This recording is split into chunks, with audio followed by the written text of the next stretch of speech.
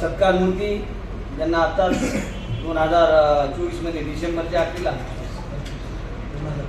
2025 मध्ये उत्कृष्ट पत्रकार करता पुरस्कार भेटलेला आहे असे आनंदराव शिंगारे तसेच ज्येष्ठ पत्रकार आपल्या या तालुक्याची शान असे असलेले आपले भालेराव आपले उत्कृष्ट व कार्यक्रम आयोजित करण्यात आलेले आहेत। या कार्यक्रमाचे आजचा एक कार्यक्रम पत्रकार संघानिमित्त त्यांचा सत्कार मी बी माझ्या वतीनं व नगरपंचायतच्या वतीनं सर्व पत्रकारांना या पत्रकार दिनाच्या शुभेच्छा देतो आणि मी माझे 2 शब्द थांबितो। जय हिंद जय महाराष्ट्र। सन्माननीय पत्रकारांचा सन्मान सोहळा आयोजित करण्यात आलेला आहे। त्या कार्यक्रमाचे अध्यक्ष आपल्या सर्वांचे लोकप्रिय नगराध्यक्ष आदरणीय छत्रपती कानोडे साहेब, उपनगराध्यक्ष आदरणीय मुसविजी खतीब साहेब, त्याचबरोबर ज्यांचा नुकताच विशेष सन्मान सोहळा या ठिकाणी संपन्न झाला, ज्यांना पत्रकारितेचा विशेष पुरस्कार प्रदान करण्यात आला असे आमचे सहकारी मित्र आनंदरावजी शिंगारे, नगरसेवक व्यंकटरावजी राऊत साहेब, प्रल्हादरावजी माटे साहेब, प्रवीणजी देशमुख साहेब, त्याचबरोबर आमच्या व्हॉइस ऑफ मीडिया पत्रकार संघटनेचे तालुका अध्यक्ष गोविंदरावजी टेकाळे, इरफान भाई, पांचाळजी, गुणवंतजी सरोदे, सकाराम दीक्षित सागर, आनंद मोरे, शेख शकील, गंगाधर सोनटक्के, मनोज मनपूर्वे, शंकररावजी ढगे, आमचे सर्वच पत्रकार बांधव आणि उपस्थित बांधवांना, खरं तर 6 जानेवारी हा बाळशास्त्री जांभेकर यांचा जन्मदिवस आणि तो पत्रकार दिन म्हणून साजरा केला जातो। कारण पत्रकार सृष्टीचे जनक, वृत्तपत्राचे जनक म्हणून ज्यांनी या देशामध्ये पहिलं मराठी वर्तमानपत्र सुरू केलं दर्पण नावाचं, ते आचार्य बाळशास्त्री जांभेकर यांचा जन्म 6 जानेवारी 1812 साली रायगड सिंधुदुर्ग जिल्ह्यातील बांबुर्ले या गावी झाला आणि वयाच्या 20व्या वर्षी म्हणजेच 1832 साली त्यांनी या भारत देशामध्ये पहिलं दर्पण नावाचं मराठी वर्तमानपत्र सुरू केलं।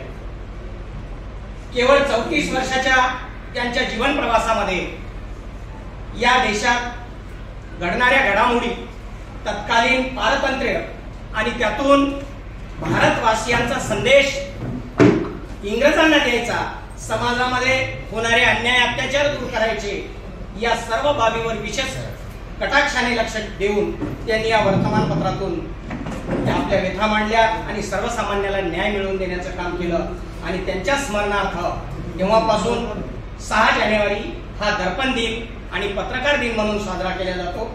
आणि त्या निमित्तानं आदरणीय आपल्या येथील सर्व सन्माननीय नगराध्यक्ष, उपनगराध्यक्ष आणि सर्व नगरसेवक यांच्या वतीनं या ठिकाणी सर्व पत्रकारांचा सन्मान केला। त्याबद्दल मी पत्रकार संघटनेच्या वतीनं, सर्व पत्रकार संघटनेच्या वतीनं मी नगरपंचायत पदाधिकाऱ्यांचं आणि सोबतच प्रशासनाचं मनापासून ऋण व्यक्त करतो। ऋण याच्यासाठी व्यक्त करतो, आभार मानणार नाही, कारण आभार मानल्याच्या नंतर आपले संबंध संपतात। आपण आभार मानून दुसरीकडे कुठंतरी गेलो तरी आपले संबंध संपतात, तुमचे आमचे संबंध हे संपणारे नाहीत। आम्ही सदैव आपल्या उपयोगी पडणार आहोत आणि म्हणून आपले ऋण व्यक्त करतो। पत्रकार म्हटल्याच्या नंतर कमी लोक करतात, कारण पत्रकार वास्तववादी लिखाण करत असताना अनेकांची मन दुखवलेली असतात। आम्ही अनेक वेळा आपल्या नगरपंचायत प्रशासनामध्ये चालणाऱ्या कारभाराच्या विषयी आपल्या समर्थनार्थ काही बातम्या दिल्या असतील, पण बहुतांशी आपल्या विरोधात बातम्या दिल्या तरी सुद्धा आपण आमचा या ठिकाणी सन्मान केला। त्याबद्दल मी सर्व नगरपंचायतीच्या पदाधिकाऱ्यांचं मनापासून ऋण व्यक्त करतो। आणि आम्ही जे काही लिहिलं ते वास्तव होतं। प्रास्ताविकेमध्ये बोलताना उपनगराध्यक्ष महोदयांनी मान्य केलं की आपल्या विरोधात एखादी बातमी आल्याच्या नंतर तो आपला विरोध नाही, तर आपल्या चुका सुधारण्यासाठी पत्रकारांनी दिलेली ती संधी असते, असं समजून आपण आपल्या चुका सुधाराव्यात असं प्रास्ताविकेमध्ये या ठिकाणी नमूद केलं।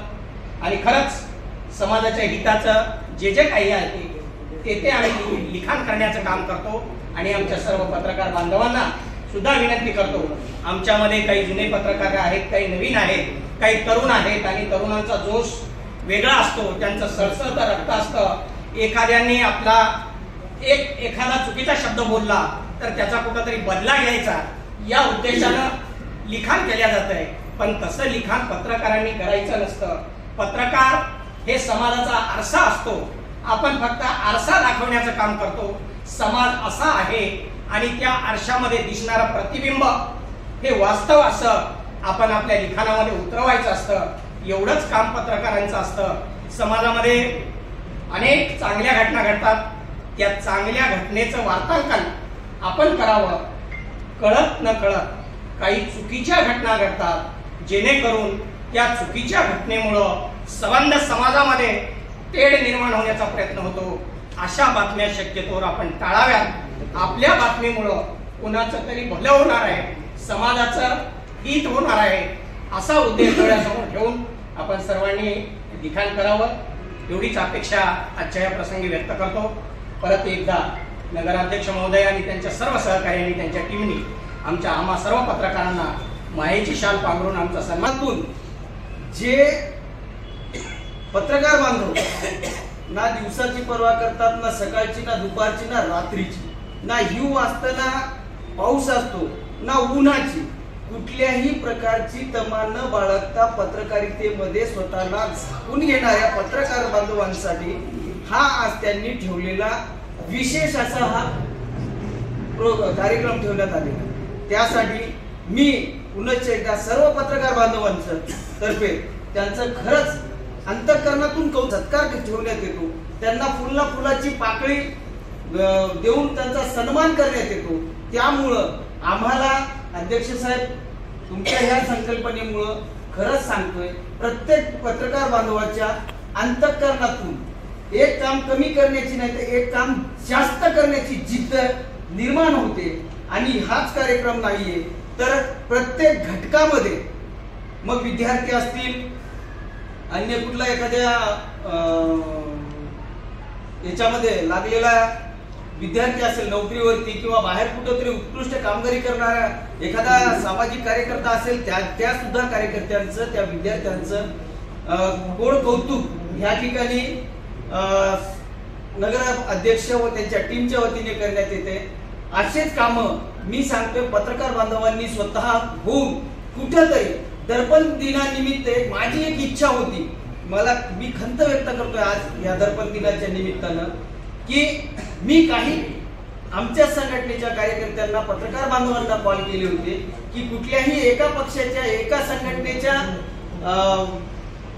माध्यमातून बॅनर लावून शुभेच्छा न देता सर्व संघटनेच्या पत्रकार बांधवांच्या फोटो टाकून किंवा मग सर्वांनुमते एक बॅनर टाकायला हवं होते, काही माझी इच्छा होती। आपल्याकडूनही जनतेला शुभेच्छा देण्यात यावा, एखादा उपक्रम आपणही राबवावा, कारण आपण चौथा आधारस्तंभ जरी असलो तरी सुद्धा एक माझी संकल्पना आहे की आपल्या माध्यमातून कुठेतरी विद्यार्थी